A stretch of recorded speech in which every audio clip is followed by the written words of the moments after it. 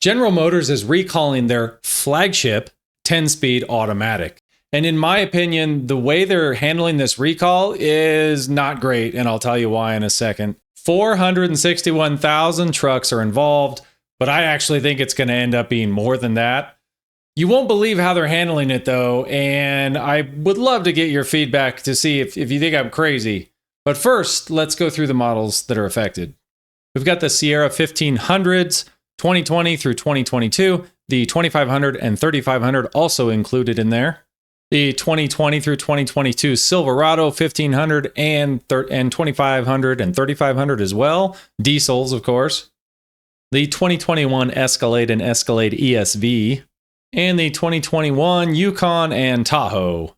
Now let's get to the frustrating part, at least for me. This is frustrating because I've actually been looking at these vehicles as a potential purchase, and it's just another thing to worry about. So this comes in from the National Highway Traffic and Safety Administration. The subject, rear wheels lock up from transmission valve failure. The problem description, the transmission control valve may fail and cause rear wheels to lock up. Consequence, rear wheels can lock up and increase the risk of crash. We'll go through the good part of this first. This is kind of cool. On June 5th, a GM engineer submitted a report to General Motors' Speak Up for Safety program based on a customer complaint that a 2021 Sierra 2500 HD allegedly locked up while towing a trailer. Now, the 2500 HD has the Allison transmission, right? I mean, I can't come up with a different configuration on their website, so we'll have to go check that out here in a minute. You guys correct me in the comments if I'm wrong. Previously, GM had investigated this, and they did see that excessive wear in the control valve in these transmission was causing harsh downshift, and in rare cases would cause the wheels to lock up, and they didn't do a recall. And then this year, apparently they've had 1,888 field reports, which are there's probably a lot more than that really going on, of alleged lockups of the rear wheels due to this problem. And this is where it goes pear-shaped, at least I think for me. This is what I don't like about this. The description of the remedy program. Dealers will install new transmission control module software that will monitor valve performance and detect excess wear approximately 10,000 miles before a wheel lockup could occur. Once detected, the transmission will be limited to fifth gear, preventing the possibility of a wheel lockup condition, which occurs in a downshift from eighth gear down to a lower gear. A service engine soon light and reduced propulsion message will come on and display on the instrument panel. So they're taking software, they're basically just reprogramming your transmission control module to attempt to detect when this is going to occur and prevent it from locking up the rear wheels. They're not fixing your valve control body, which is kind of crazy to me. The transmission software will detect this condition and prevent the rear lockup, and it'll place the transmission in fifth gear until the next key cycle. So you got to turn the key on and off, and then it'll get back to normal. So I'm guessing it'll just go into limp mode. The driver will experience this as a sluggish or reduced propulsion.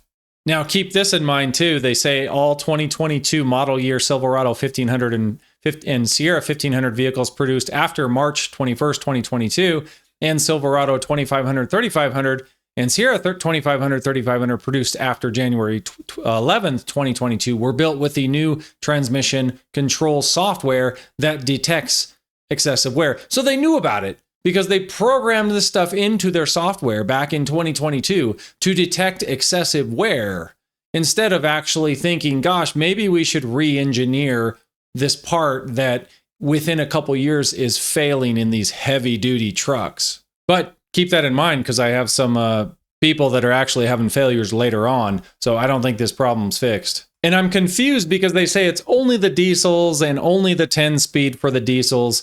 But you'll see here in a second that might not be the case as well. So when you look at this is the 1500 configuration. If you look at the 5.3 liter Ecotec paired with a 10-speed automatic transmission.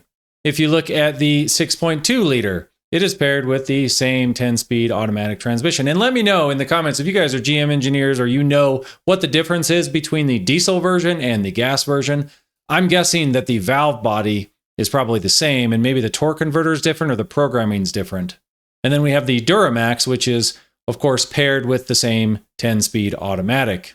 And when I jump over to the heavy duty trims, when I look at the 6.6 liter, this is paired with the Allison 10-speed. I'm guessing that the Allison does not have the same valve body. Maybe it does. The 6.6 liter Duramax, same thing, paired with the Allison 10-speed. So you guys tell me in the comments, what am I missing here? It seems like two different transmissions. If you're advertising one as a Allison, much beefier transmission, one is your 10-speed that was co-developed with Ford, I would assume there's some differences in the valve body and the amount of torque that each can handle and the internals.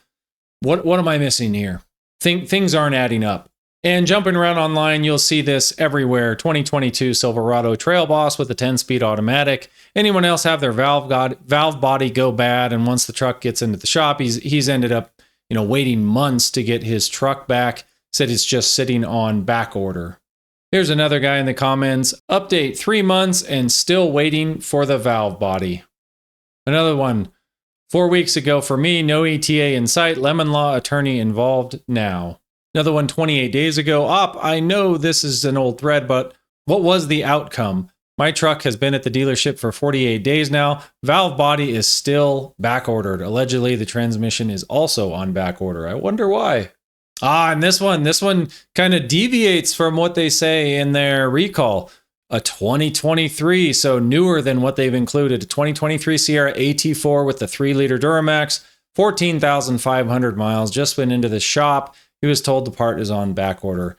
That is most likely another valve body problem. And here's another thing that, they said it was only diesels. This guy, I just came across this as my 5.3 with 88,000 miles now has the same diagnosis. And more down here, approaching 3 months with the truck in the shop. My truck went in 3 weeks ago, no ETA. And I find the same thing when I look on like Rock Auto here. Here's this valve body. It's only $314, but it is out of stock. Same thing on gmpartcenter.com. The part is currently unavailable. And for those of you who are like at 88,000 miles like that poor guy, or someone over outside the warranty and GM's not going to cover you, if you can get a hold of one of these valve bodies, I actually don't think the repair would be that difficult to do, even in your garage, if you can get that pan off. So here's a look at the bottom of that transmission, the 10-speed. So the first thing you got to do, this filter area, you're going to have to take that filter off. Once you get the filter off, this is what it looks like. You've got your pump here on top. That had actually some issues, but that's not the issue related to this recall here. So the valve body, if you look at this, kind of what I've outlined here with the red, that's the entire valve body. When you buy a new valve body, it comes with all the solenoids there on the bottom, the solenoids on the top, and you should be able to just literally unplug it, put the new valve body in with all the new solenoids, plug it back in, and then send yours in, send your core in. This is like a $300 and some part from General Motors. And a lot of the time, this can fix your bad shifting, it's got new rubber in it, new solenoids. So you're kind of refreshing the transmission. And as long as your pump's good and your gears are good and your clutch plates are good, this should fix a lot of problems with a fluid swap. And here's another look at that whole kind of solenoid valve body unit. So let me know what you guys think in the comments. Let me know what you think about the discrepancies of this, like the 2500 and 3500s. Why are they included? Why is it only the diesel and the half tons? We see valve bodies failing all over the place, whether it's gas or diesel on the internet anyway. You see tons of reports of that. The valve bodies are on back order. What do you guys think about this just being like a software fix to notify you or to protect you from the rear wheels? Like that's really all this the control module software upgrade. All it really does is upgrade your control module so that you don't have your rear wheels lock up. It does really nothing more than that. Kind of notifies you that you're having problems, but most of the time you're going to know that you're having valve body problems anyway with these transmissions. So I don't know. This to me, it just bugs me for some reason, the way they're handling it. And I get why they are. It's because GM's been selling so many of these. Most likely, they just don't want to, and they probably can't replace all the valve bodies in these like they should. But it seems like a better repair if they just went out and put new $300 valve bodies in everybody's transmissions. I would venture to guess they'd have fewer like full transmission swaps and less problems with damaged transmission parts, but maybe I'm wrong. Anyway, let me know what you guys think in the comments. Till next time, thanks for watching.